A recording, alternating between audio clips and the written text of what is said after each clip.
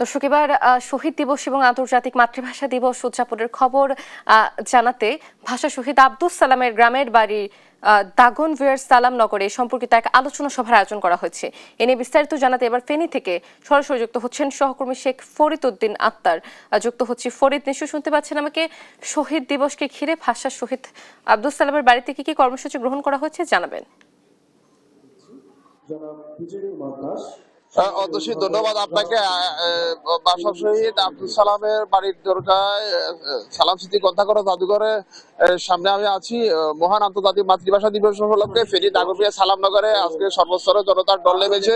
এখানে বিভিন্ন শিক্ষা প্রতিষ্ঠানের শিক্ষার্থী এবং সাংস্কৃতিক সংগঠন, বিভিন্ন সামাজিক সংগঠন, রাজনৈতিক সংগঠনের বিভিন্ন নেতৃবৃন্দ ভাষা শহীদ সালামের জন্মস্থান বাড়ির দরগা স্থাপিত এখানে গ্রন্থাগার স্মৃতি জাদুঘরের সামনে শহীদ মিনারে ফুল দিয়ে অর্পণ করেছে।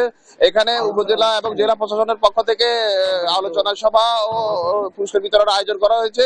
এখন আমি আয়োজন স্থলে রয়েছি। এখানে আজকে জেলা প্রশাসন, ফেনী জেলা প্রশাসনের পক্ষ থেকে যে আলোচনা সভার আয়োজন করা হয়েছে, এখানে প্রধান অতিথি হিসাবে উপস্থিত আছেন জেলা প্রশাসক মনিরা হক, বিশেষ অতিথি আছেন ফেনী পুলিশ সুপার শফিকুল ইসলাম, সভাপতিত্ব করছেন দাগনভূঞা উপজেলা নির্বাহী কর্মকর্তা শাহিদুল ইসলাম।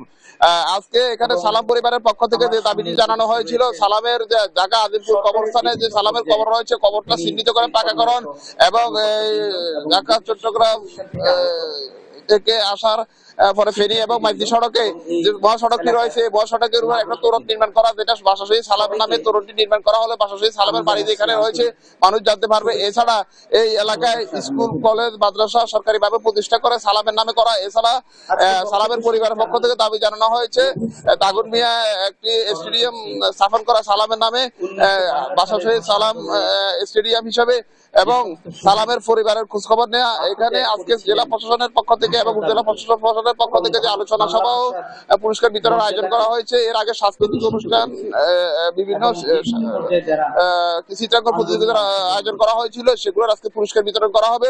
এখানে এখন ইতিমধ্যে আলোচনা সভা চলছে। আলোচনা সভায় বিভিন্ন শিক্ষা প্রতিষ্ঠানের শিক্ষার্থীরা এবং বিভিন্ন সাংস্কৃতিক দলের নেতৃবৃন্দ এবং বিভিন্ন রাজনৈতিক নেতৃবৃন্দ উপস্থিত রয়েছেন। এখানে সকাল থেকে শহীদ মিনারে অর্পণ করেছেন বিভিন্ন শিক্ষা প্রতিষ্ঠান এবং রাজনীতি দলের নেতৃবৃন্দ। এখন এই মুহূর্তে আলোচনা চলছে। এই ছিল আমার কাছে ফেনী দাগনভূঞার সালামনগরের ভাষা শহীদ সালামের জন্মস্থান থেকে সর্বশেষ তথ্য।